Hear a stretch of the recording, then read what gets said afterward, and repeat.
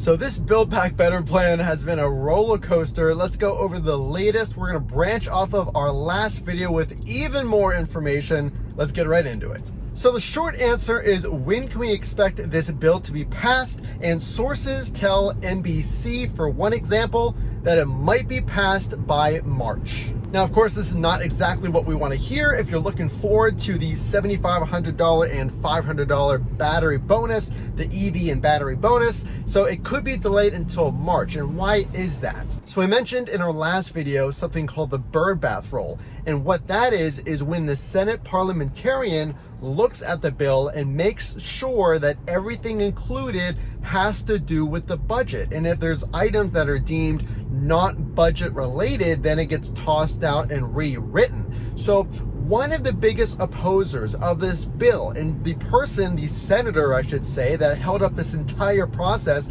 as we found out yesterday, is Senator Joe Manchin. So this is where it gets really interesting. Senator Joe Manchin has said his main concern is the deficit and inflation. So what that means is the bill is written at $1.75 trillion. Senator Joe Manchin has expressed concerns that over 10 years, the actual cost of the Build Back Better plan would be more near $3 trillion.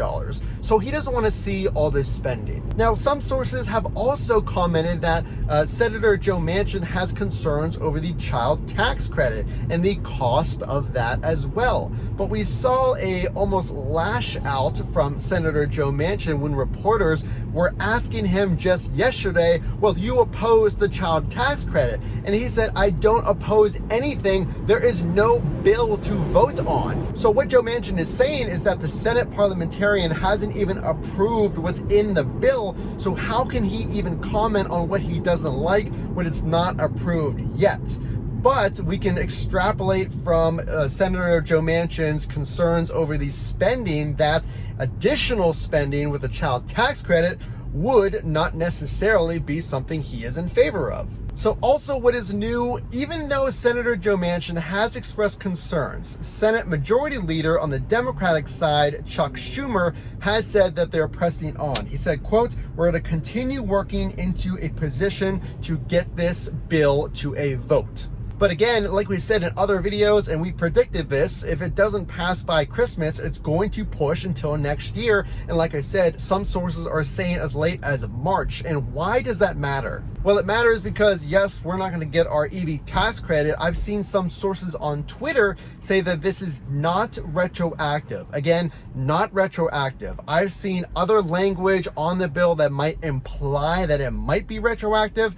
This matters because if you have a delay on your Tesla, if you're thinking about ordering, you need to know, well, when can I accept delivery to take this credit if it does pass? So we're going to dive into, is it retroactive, and some of the rules behind the bill in upcoming videos. So make sure to subscribe if you haven't done so already. But a big problem is the EV tax credit was supposed to start January 1st, as were the extensions to the child tax credit. And now if it's pushed forward, it's going to be more difficult and painful for the Democrats to retroactively give those benefits if they do that. So you see that it's going to get harder and harder if this doesn't pass. And again, Chuck Schumer is hoping it still passes, even though they don't have all the senators on board.